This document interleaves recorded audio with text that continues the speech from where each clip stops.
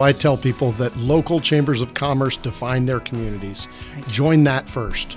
If you still care and want to make Ohio more competitive and understand the value of policymakers that cross the street at the State House, please join the Ohio Chamber too. But both local chambers and the state chamber are super important to our communities, their vitality and their future, because both of us define our communities. And so I'm excited to be at the Ohio Chamber, excited to be part of making Ohio more competitive.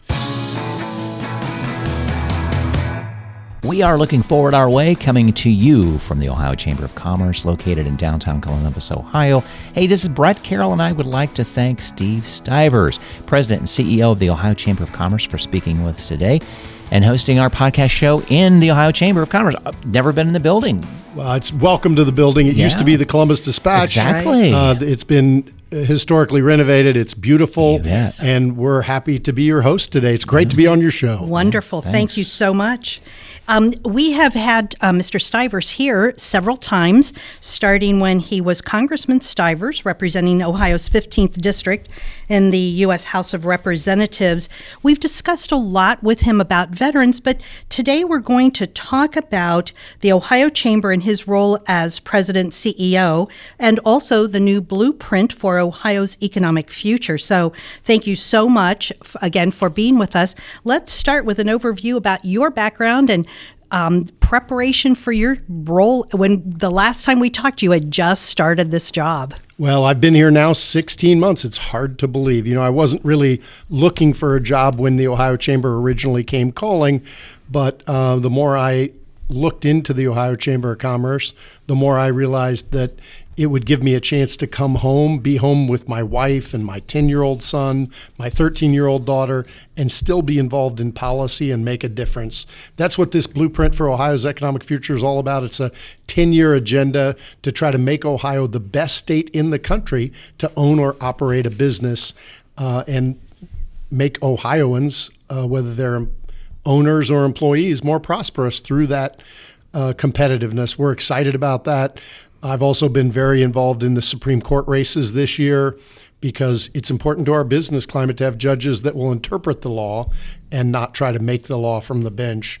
And we've gotten involved in a ton of business issues and things that you might not think a Chamber of Commerce would get involved in, things like childcare, because if we want to get more people back to work, we need to fix childcare. Things like housing, because if we're going to get all these new employees for Intel and Honda battery plant, they got to have a place to live, and we're 250,000 housing starts behind in Ohio.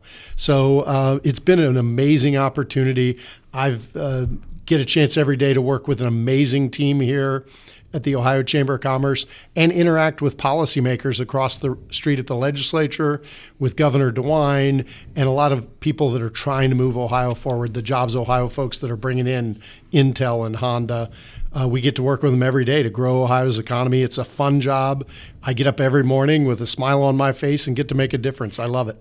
So your role in Congress really prepared you well for this. You don't quite have that knowing that it's going to get passed, that the legislation's going to get passed, but it's still really taking care of all those issues that you were working with while you were in Washington. It's a lot of the same issues I was working on when I was in Washington. And before that, Carol, I was a state senator, so those issues and the people that I knew when I was a state senator.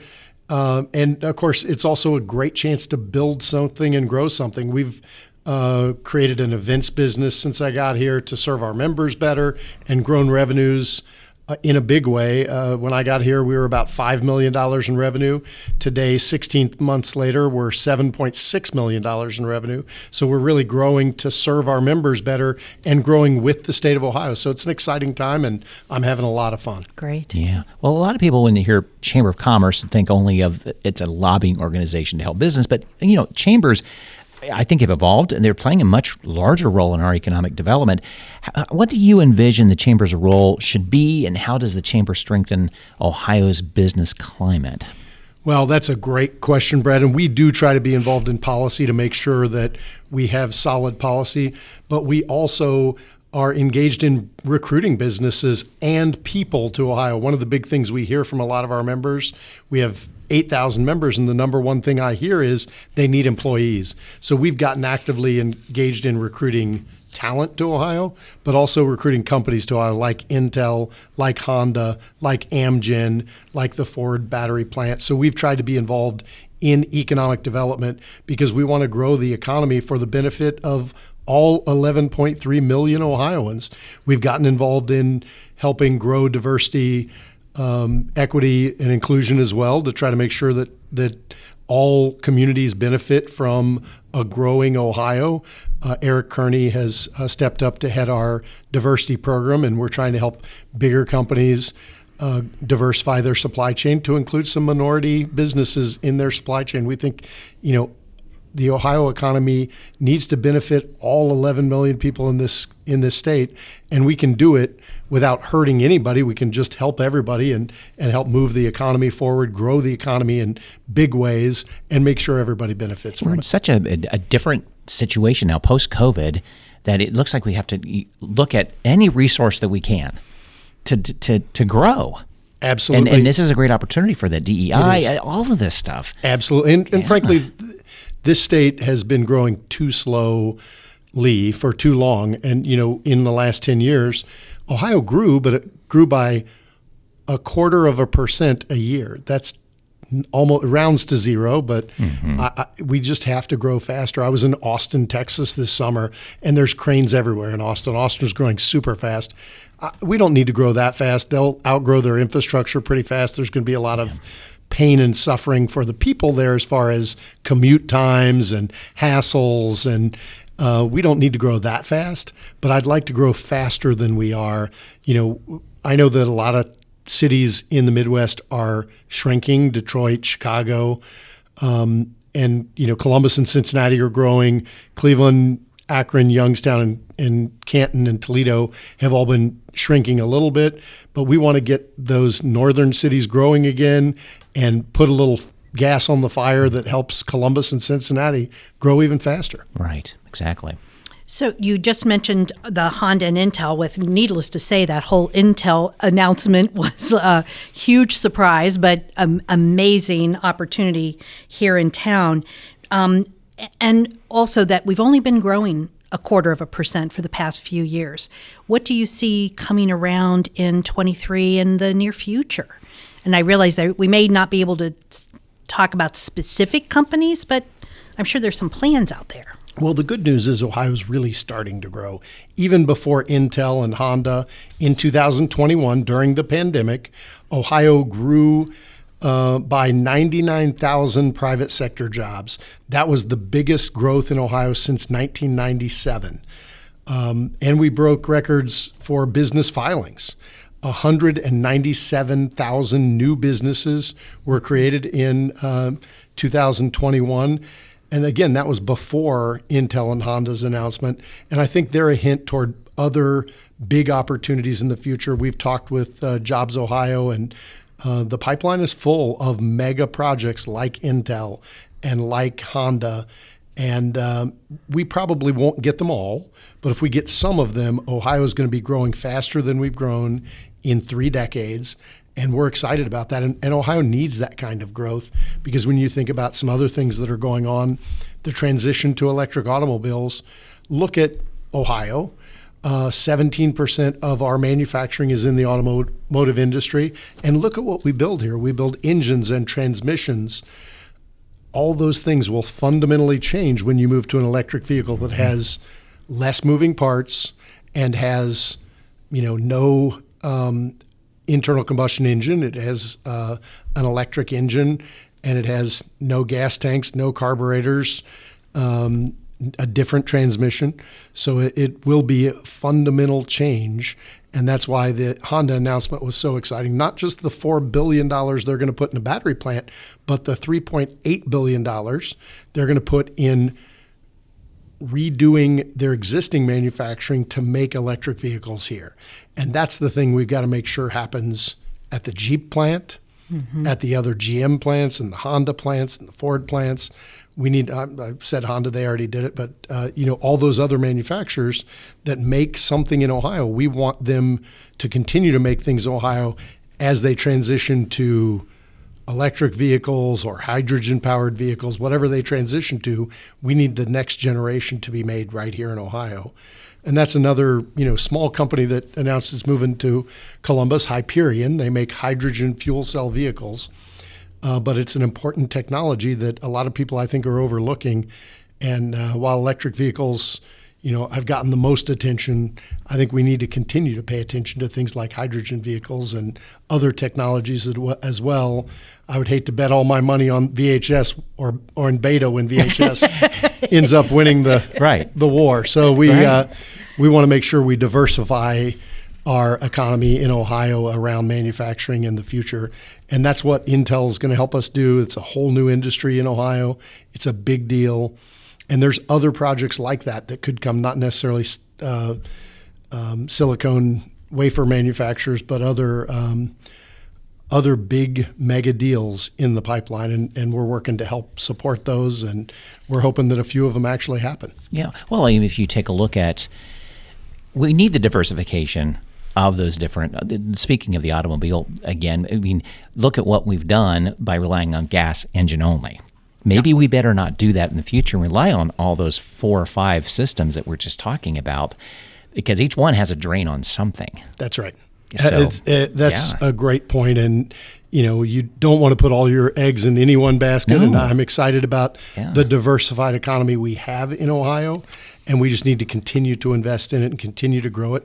And we need to get people to move to Ohio because we need workers. Right. Well, and usually those big headlines come when Intel comes in and decide on a new location. But I would assume there's got to be plenty of companies who have either moved in or expanded over the past few years.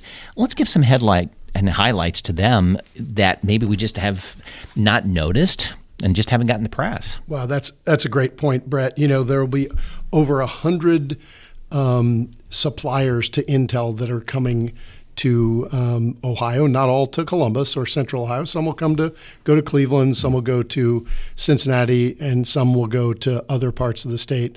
Intel has kind of a 100-mile rule that they want their suppliers within 100 miles. Okay. And the good news is definitely benefits Northern Ohio then. If you make a 100-mile circle from Columbus, the great news is almost all of that space is in Ohio. Right. So that's the great thing that they're in Central Ohio. But there have been a lot of other announcements. I talked about Amgen in Cincinnati. They're a biologics manufacturer, and biosciences is growing. You're going to see a lot more of that in the future. And Amgen announced a giant R&D facility in Westchester, Ohio. That's exciting. Foxconn announced a battery plant in Lordstown, Ohio. GM announced a battery plant in Lordstown, Ohio.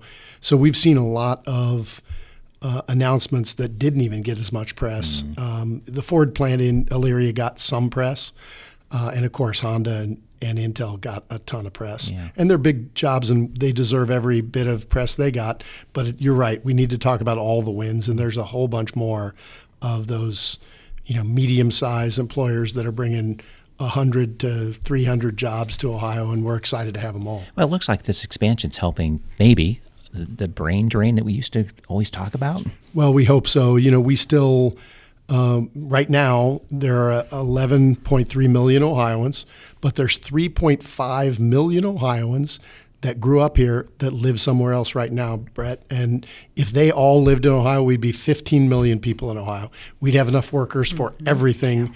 We would, if you're in the service industry, there'd be a third more business in the state.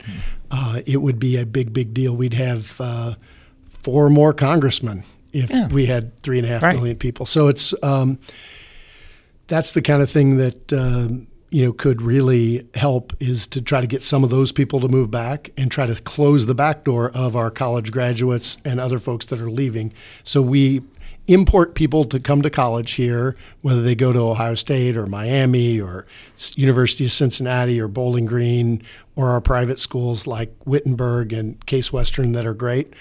But then too many of them leave when they graduate. And when we have these new jobs that are coming, I think hopefully it'll encourage more people to stay. The Chamber's supporting a bill called the Grow Ohio Act that Representative John Cross has. It'll bring more college students to Ohio from outside Ohio, but most importantly, it will connect college students while they're in Ohio with Ohio businesses, our members, to do work-based learning, internships, externships, those kind of things.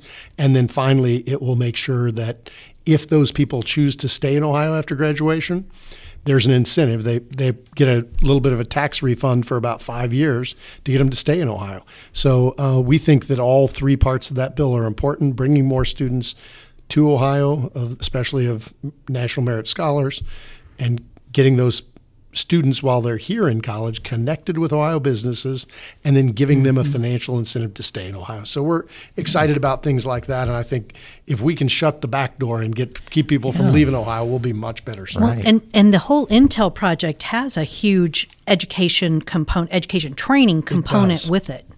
So that we're hoping that I think Ohio State is leading that charge with a lot of the other Ohio schools, because it's really going to be an issue too, making sure that the curriculum meets the employer's needs. And that's always the key thing to do. And Intel leaned into that pretty hard, gave millions of dollars to Ohio State, to Columbus State, to Central Ohio Technical College, to Ohio University, to Bowling Green and Miami and University of Dayton and University of Cincinnati, to try to make sure that their curriculum lined up with the type of workforce that they needed. As I said earlier, the number one thing we hear from our employers, our members, our 8,000 members, is that they can't get enough employees or keep employees. So we've got to do more to grow employees, and that's what our higher education institutions do. Both community colleges and four-year colleges need to grow the talent of the future. And that work-based learning I talked about, where you have an internship at a company, gives you that practical application for that education. And that's really important too. And we're trying to get all of our members to lean into work-based learning, because we think it's really important toward the workforce of the future if we're going to develop the right talent. Yeah. At one point in time, there was maybe more flexibility, that employers had more training programs in-house, that kind of thing. And that went by the wayside for whatever reasons. And really, recruitment and hiring, as you said, is one of the critical issues that are going on right now. So my question was going to be, what do you advise employers to do? But let's bring that back to the new blueprint for Ohio's future, because part of that was to look at education here in the state and the workforce and the training of the workforce. So maybe you can give us a little bit of an overview of that. Yeah, just a few things that we found in the blueprint. How the blueprint was put together is we partnered with Accenture, one of the world's biggest consulting firms. They looked at the economic competitiveness analysis of all 50 states. There's a lot of different data out there. CNBC has a lot of data. Forbes has a lot of data. U.S. News has data. All of them publish the lists of who's the most competitive on various things. And we deconstructed all of those rankings and then tried to figure out what policies would move us up. We rank about 38th on workforce right now. And if you start, I'm going to start at K through 12 for a second. If you start at K through 12, not enough. We have 660 school districts in Ohio, and only 1/3 of them have a program for computer science. And computer science is going to be really important to the future. Things like coding. If only 1/3 of the school districts have a program, we are leaving way too many of our students behind. Right. And then let's move beyond high school for a second, move to community colleges. We aren't getting our mid-level and older workers, people that have been in the workforce more than 10 years, re-skilled fast enough. So technology changes, machines change, a lot of things change over time, and you've got to re-skill those workers. That's where our community colleges like Columbus State, Central Ohio Technical College, Cleveland, Tri-C up in Cleveland, all do an amazing job of making those reskilling programs happen. But we've got to get more of our small employers connected with those so that they can get those employees upskilled. There's also, and it ties with it, we have so many small businesses in Ohio that are on legacy equipment. They're on equipment that's more than 50 years old. Wow. And Indiana has a program that is a partial grant program that encourages small businesses to invest in their equipment and get newer equipment so that a manufacturer could become an advanced manufacturer. And that will help them have higher productivity, be able to get better technical specs for their customers, but it's going to cost them some money. And so the other thing it'll then require, of course, is the employees to be able to run the new equipment, so they'll have to upskill. So combining two programs, one that Ohio has called Tech Cred that will help pay for the upskilling of the employee, and then a program that Indiana has that creates a grant program, a competitive grant program, so that small businesses can apply for a grant to subsidize that new equipment, will help encourage a lot of those small businesses to invest in that equipment. It'll make those small businesses more competitive, and it'll keep those jobs in Ohio and keep those companies moving over the long range because they'll be more competitive with their peers. Right. And so we're trying to get one of the programs created and get more money in the other one in Ohio. We think that's really, really important. And of course, the last thing is four-year degrees. Ohio has a lower percent of our population with four-year degrees than many of our peer states and especially than our aspiring states. When you look at states like Texas and Florida and Virginia, they have higher four-year degrees than percentage of population with four-year degrees than Ohio. We need more people with four-year degrees, but we need more people with certifications and skills from community colleges, and then we need to make sure the folks that are coming out of K through 12 that might not be going on get the basic skills they need to be ready. And again, it goes back to being tied in to the local economy, and every school district is required to have a business advisory council, and too many of those school districts pass that work off to the education service center at the county, so they don't have any connection with their local business community. They don't know what kind of employees they have in their local economy and the skills they need. Therefore, they don't know what they're supposed to produce. It would be like a cereal manufacturer not knowing what their customers want to eat. It makes no sense. We've got to get our K through 12 schools and our higher education schools much more closely tied with the business community, and we think that's a role the Chamber of Commerce can help play too. Yeah. And that's one of the things that I've seen when I was working with so many employers is that there are some incredible opportunities and programs that the state has created over the years, but they don't know about it. And so having a place where all of this information is filtered would be so much easier for the employers to find out. And hopefully then school systems are going to come along too. So, yeah. Well, an added issue to the hiring situation is the need for skills training and finding qualified applicants. We've kind of touched on that. But has the Chamber found successful training programs that employers can utilize to increase their employees' capabilities and improve that business capacity? We have, and I talked about Tech Cred. That's one of the programs, and it works very, very well. The problem with Tech Cred is it's only approved for certain industries. So, for example, we have a great shortage of truck drivers in Ohio, but a truck driving school is not approved as a Tech Cred program. So if you want to get somebody a commercial driver's license, Tech Cred's not going to help them. So we need to expand the Tech Cred program or come up with other programs, especially for those critical shortages in Ohio. There's also been legislation like Senate Bill 166, which went into effect last year, the Student Pathways for Career Success Grant Program, that creates a financial incentive for businesses to provide that work-based learning that I talked about already that is so critically important, especially for technical skills. And a bill we're working on, I already talked about, is the Grow Ohio program that will help make sure that we get more out-of-state national merit scholars in Ohio schools. It will, again, tie those work-based learning experiences to Ohio college students, and finally give an incentive for those students to stay in Ohio. We think some of those things will really help move us forward, and many of them are mentioned in the blueprint for Ohio's economic future. Right. You'd mentioned earlier, too, in regards to needing more of those 4-year degrees from colleges. And 2 years, fine, too. That's an important part, too. How can we address that with the cost of getting a 4-year degree?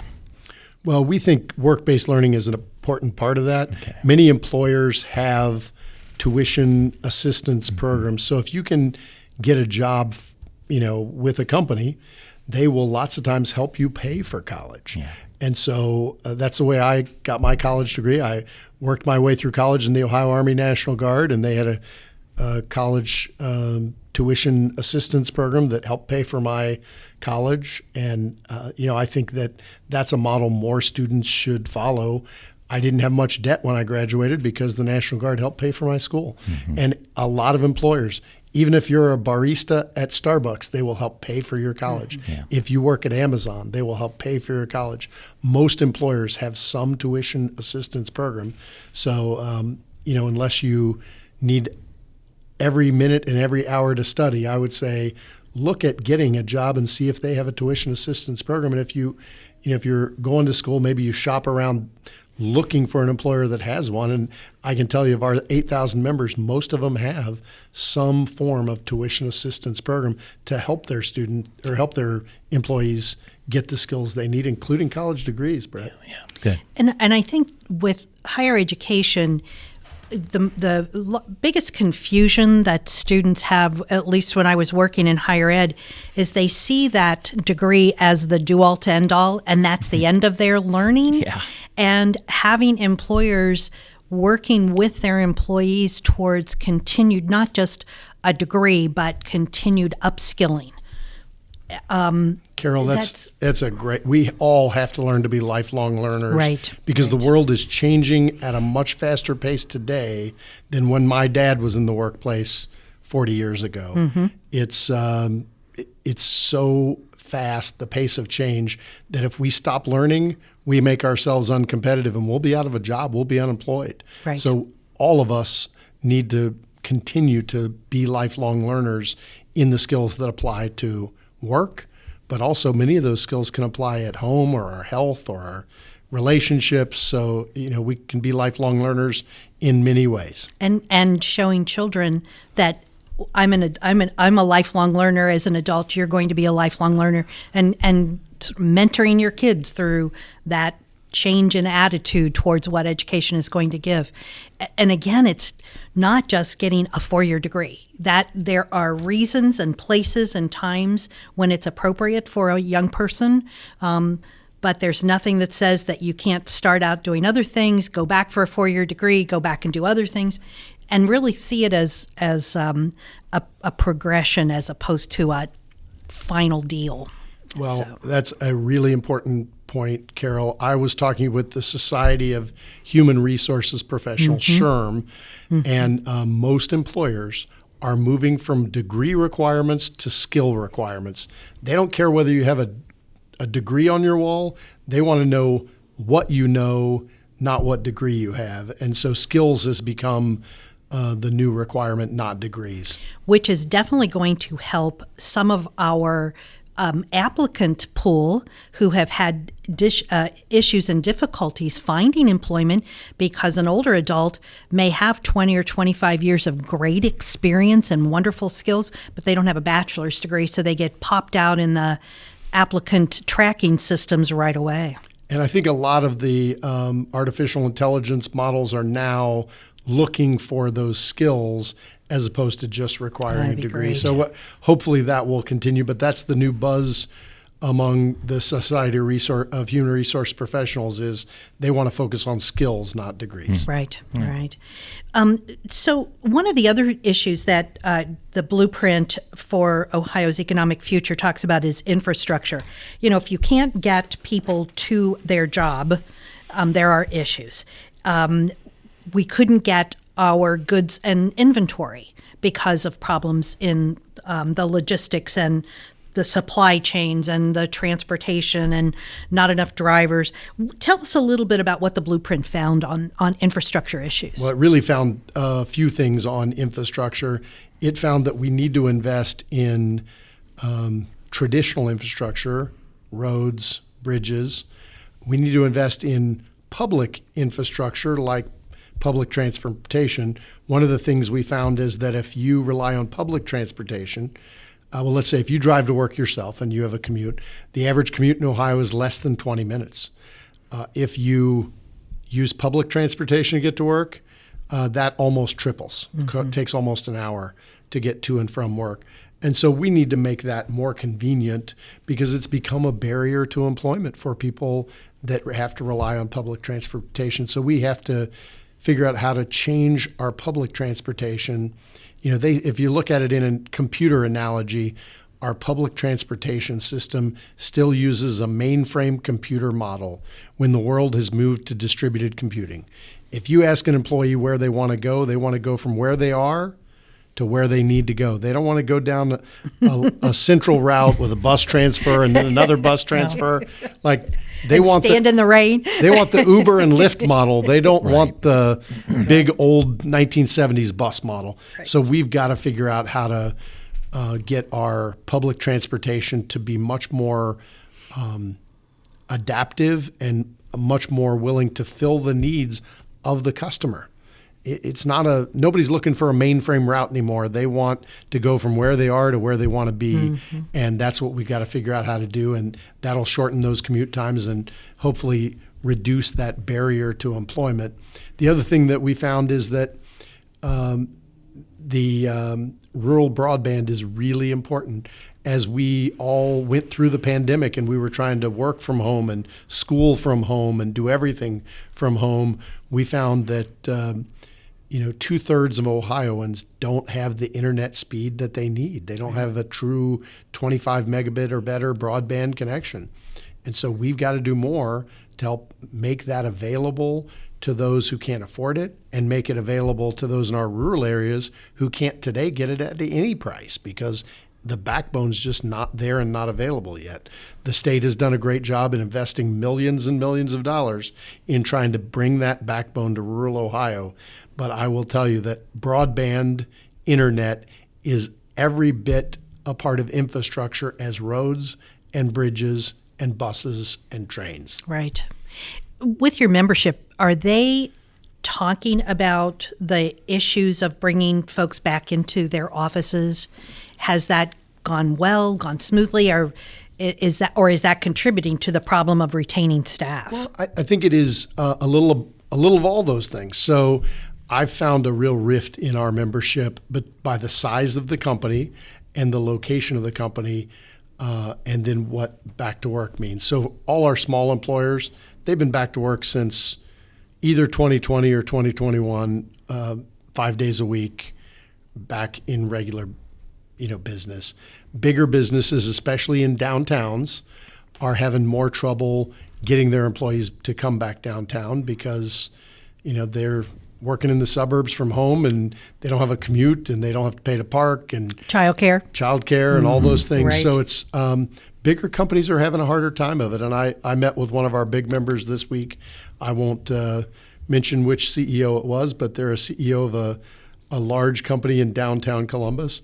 And they told me they'll be on a hybrid model for a while because they're afraid to lose their talented employees, that if they said come back to work 5 days a week, a bunch of people would quit. And so it is harder for some companies to get folks to come back to work because either they're in a place that's less convenient or more expensive and has more hassles. And so it is going to be a struggle for a little while to get some of those folks back to work. And I also think during the pandemic, people reprioritized their lives. They figured out how to live on less money. They figured out how to do a few less things.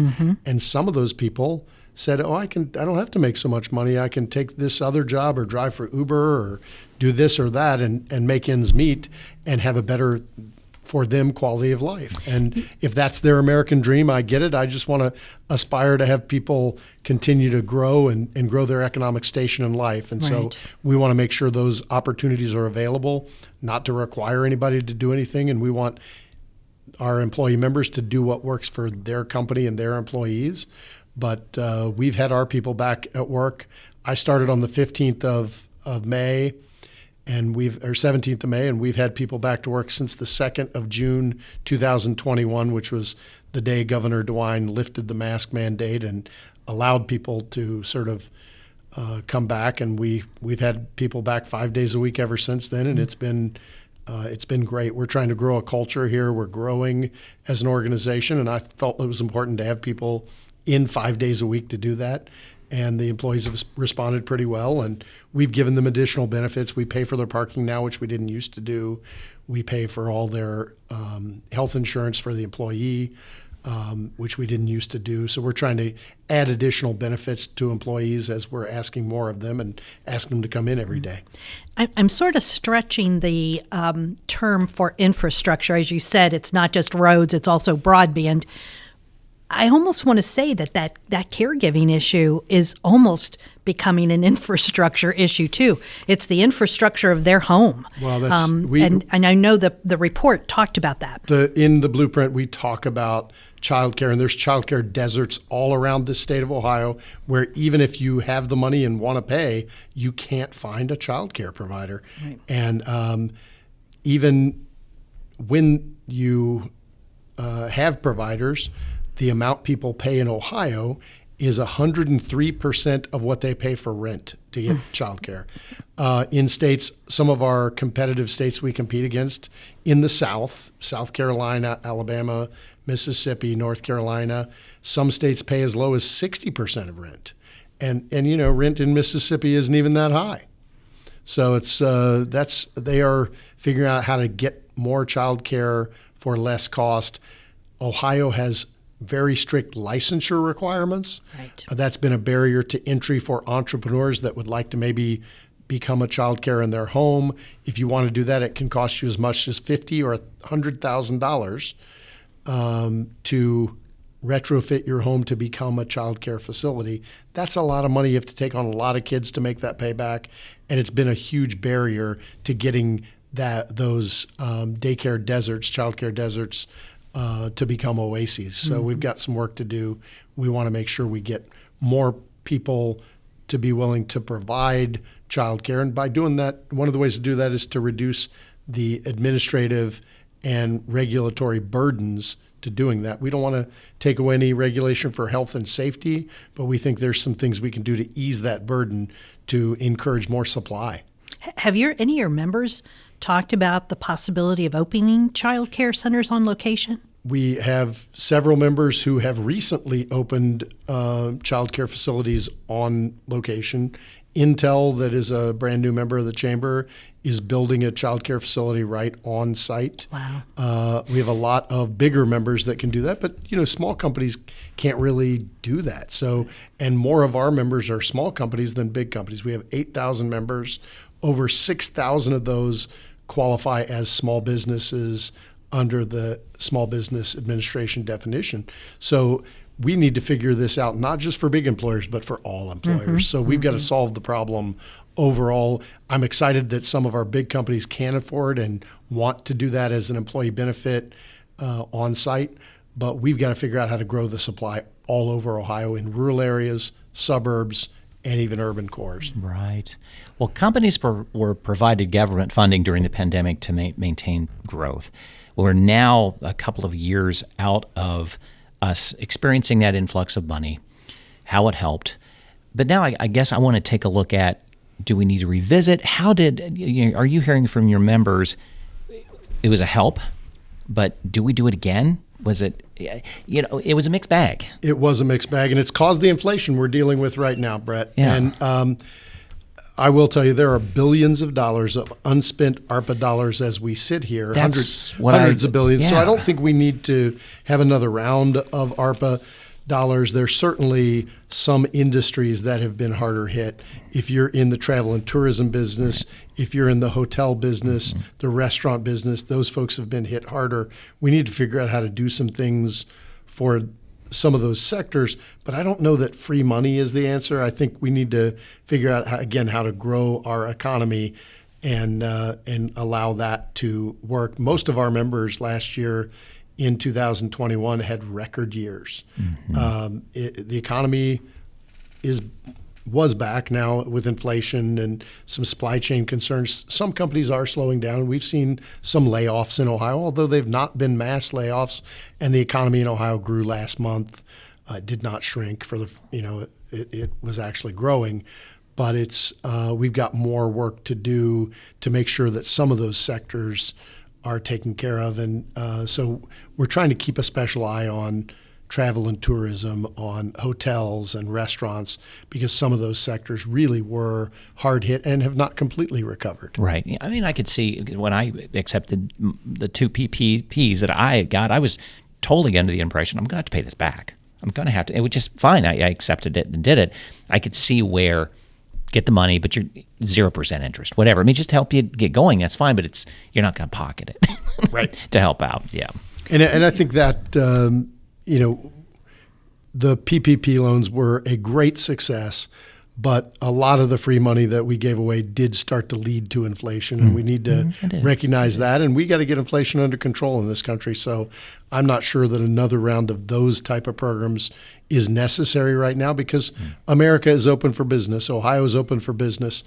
Everything hasn't come back to exactly where it was pre-pandemic, but a lot of the businesses we talk to in the manufacturing sector, other areas, have a backlog of orders right now. I mean, the economy's still pretty good. Obviously, with supply chain and inflation, costs are getting a little out of control. And when you drive through a Wendy's that used to cost $10 to get a double stack and a chicken sandwich, and now it costs $21. And last week to get it takes 20 minutes versus 10 minutes. Chicken sandwich meal and a double stack and a lemonade. I was like, $21. I know, Did you get that right? That's how bad inflation is. But we've got to get that under control, and I think we will. Yeah. One of the things that when you were talking about changing regulation, the one that I loved the most was for restaurants to have the Doras, the outdoor dining, so you find all of these chairs and tables literally on the sidewalk. There are some ways that we could do this, and it's not painful. Yeah, right. To help people for small businesses. Yeah, absolutely. And I think we all need to come together, and we need to think about where we even individually buy things and support our local businesses, because small business and local business is really important. And my wife and I get a lot more to-go food than we used to. And, we occasionally would do a drive-through. Now we go to restaurants to get to-go food. And it's just our lifestyle changed, and we don't go out to eat. We bring the food to us and eat at home. Yeah. Right. But that still supports a local restaurant. And, sure. And when I get to-go food, I tip now. I didn't used to do a lot of tipping I don't think many of us used to tip when we get to-go food. Now I tip just like as if I was staying in, because, I know they still need to get a staff, and I tip even if I'm walking out the door with the food. Right. One of the items that I was hoping that we could talk a little bit about is looking at what challenges we think are coming up. Again, that blueprint has really honed in on some of those. What are the other areas that the blueprint pulled together for the chamber? Well, there's really 6 areas that we need to focus on. And I talked about the workforce and education a little bit. I won't hit that again. Another is the sense of place. And we need to make sure that, people move to places. They don't just go someplace to work. They want to live in a community. And when you think about the natural assets Ohio has, we've got the lake, but we don't really utilize the lake. If you're sitting on the shore of Lake Erie, you'd think you were by an ocean. Ohio doesn't have oceans, but you're sitting on the shore of Lake Erie, you would never know it. We need to create access points to Lake Erie, but not just access points for like a park, but someplace where you can go and create economic activity. You can do some shopping. You can go out to eat. You can stay at a hotel there, something that's a public-private partnership right on the lake that is an opportunity for somebody to really create economic value and have access to our natural amenities would make a ton of sense. But we need to invest in those with public-private partnerships. We're excited about that. Taxes and costs obviously are always a concern. Ohio has 848 taxing jurisdictions at the municipal level, and that's more than any state but Pennsylvania. So we're 49th, one from the bottom on that. And in Pennsylvania, they have one definition of income. We have 848 definitions of municipal income. That's a problem. We need to homogenize that and create one definition for what municipal income is. We all want to make sure we pay for the services that cities need, like police and fire that keep our safety, or trash and water, all the things that keep us living well. But we also want to keep Ohio competitive. So we've got to figure out how to, centralize administration of things like the municipal tax system, make it more efficient, figure out if there's a way to take some of the variability of the rate off. The top city, Parma Heights, charges 3% in addition to the 3% state tax. So they basically charge as much as the state does on income tax. If we could figure out how to bring that down a little bit and give them some other opportunities, we think that would make a ton of sense. So that municipal tax is not school tax? No, that's not even school, and school tax is even on top of that. So it's Right. some school districts charge an income tax in addition to the property tax. I talked about business friendliness. That's really regulation. Ohio overregulates, unfortunately, and sometimes it's not around health and safety. And when you overregulate, you create barriers to entry, and you might help the people who are currently working in that sector, but you don't serve the greater population, the customers, and the marketplace very well. So we need to look at our regulatory system in Ohio. There's a effort that's already underway called Cut Red Tape Ohio. You can go to Cut Red Tape Ohio. Just Google that, and you'll go to a website. If there's a regulation you know of that's causing a problem for your business, you can report that regulation, and the agency in charge is required to investigate your claim and report back to the legislature on it. So anybody that wants to participate, if they think there's a regulation that's hurting their business, go to Cut Red Tape Ohio and enter the information. Interesting. And it'll have to be looked at. Is there something that has been more predominant that has come up through that? Well, there are certain industries that are regulated more than others in Ohio, and we've looked at, agriculture is regulated very, very heavily, and sometimes that's necessary, sometimes it's not. Chemical manufacturing is very heavy regulated in Ohio. Sometimes that's for health and safety, sometimes it's not. Things like oil refining, very heavily regulated in Ohio. But sometimes those regulations are necessary and sometimes they aren't. So we just think it should be examined with a critical eye to say, is this really necessary for health, welfare, and safety? And if it is, then maybe you keep it. And if it's not, then maybe you don't. So we think we should take a look at that. Ohio, the Mercatus Center, which is a think tank, used an artificial intelligence model and ran every state's regulatory code through this artificial intelligence model. And Ohio came back as having, and I might mess this up, but 269,000 instances of restrictive words. Restrictive words are things like must, shall, cannot, things that either force you to do something or not do something. And, to compare that to Texas, which is a state that's bigger than us by population, they had about 130,000 instances, half the instances that we did of restrictive words in their code. So we think that's a fair comparison, again, to a state that has, a lot more people than we do, and they have a lot less restriction in their administrative code. So we want to compare that. And the final two things we talked about, infrastructure already, and innovation and collaboration is the other thing we've really got to focus on. And we have a ton of innovation in Ohio, but we need to continue to grow it because the states that understand how to take ideas, commercialize them, and move them forward are going to do the best. We've had a lot of small companies that have grown in Ohio, a lot of good ideas, companies. We're just talking about in the insurance space, how many new companies we have in Ohio that were started here and are growing here. And that's exciting to have that kind of innovation and collaboration here. But we've got to have more of it, especially with Intel coming.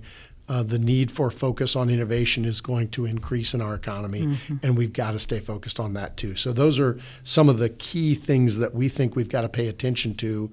We're going to focus on all 6 of those areas. We're going to try to take this blueprint, which is a 10-year vision, and turn it into an annual top 10 list of the things we want to focus on, the things we think are either most urgent or most necessary. And then we're going to continue to work our way through the entire list. And by the 10-year period, we hope to accomplish everything. Good.